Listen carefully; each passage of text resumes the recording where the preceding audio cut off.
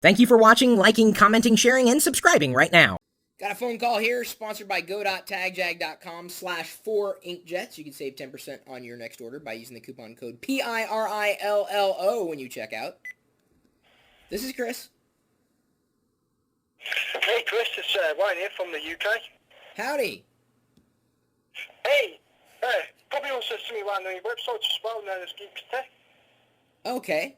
But, anyway, as you know, the iPad's coming out over in the UK.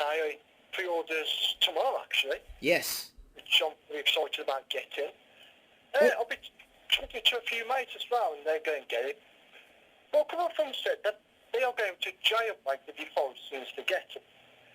Now, I don't condone that at all. I think jailbreaking an iPad is stupid. Well, What? you know, I've been asked on several occasions if I have jailbroken my iPhone, and the answer has always been no. I'm on AT&T's network, and to this point, despite its various shortcomings, I think Apple's done an admirable job with the iPhone OS, and quite honestly, I just don't want to expose my devices to unknown variables, and that's precisely what you're doing when you open it up by jailbreaking the device. Now, some people would say, well, yeah, but I don't want to be tethered to AT&T. I want to use it my way. Fine. I'm not going to admonish others. They bought the hardware. If they want to violate, what Apple believes is their rights, that's up to them. It's not for me. I agree. So I can't. I find it very difficult at this point in time to condemn or condone the activity of jailbreaking a device or making it work in a way that Apple did not design it to work, to clarify the term for anybody not familiar with jailbreaking.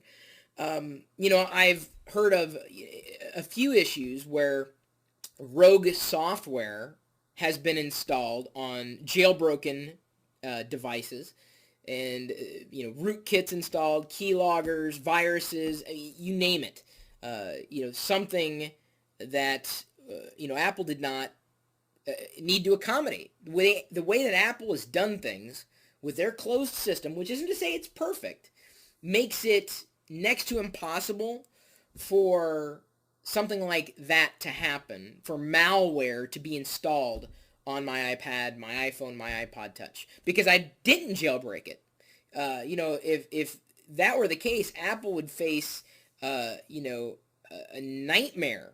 It would just be catastrophic, because their whole premise is that you don't have to worry about really bad apps potentially taking down the entire device or causing a compromise in security.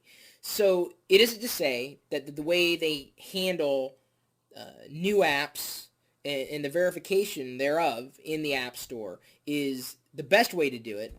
But at the same time, I feel relatively safe in knowing that I'm not going to be subject to, nefarious activities, since I decided to play by Apple's rules. You want to jailbreak the device? Jailbreak the device. Who am I to say that you can't necessarily do it? I wouldn't do it, not in a million years. I wouldn't either. And understand, I am not a huge fan of AT&T. My iPhone drops calls like you would not believe. They don't have the best network where I am here in Seattle. However, that being said, I can't argue with my billing cycle. I haven't had any issues.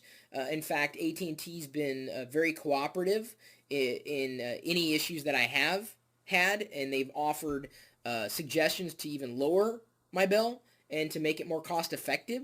So I'm relatively happy in that capacity, because no company in terms of wireless service or internet service is perfect. You just can't have 100% track record. It just doesn't exist. And anybody who claims otherwise doesn't know what they're talking about, or they are a shill. It's so. Yeah, having a closed circuit like Apple, it's a good thing.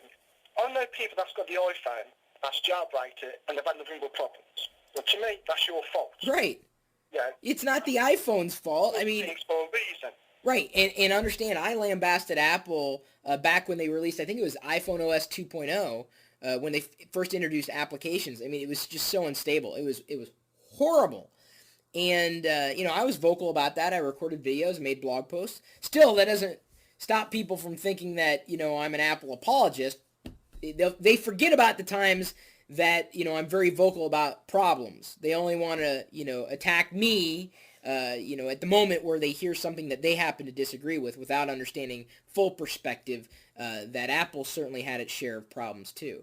But it's when you take matters into your own hands with code that hasn't necessarily been verified by, a full-on security team, you're buying into unknown variables potentially, and you're dealing with, you're dealing with life on your own terms instead of somebody else's. And while some people may not like the way Apple does things, at least in respect to the App Store, the iPhone, the iPad, the iPod-touch, fine.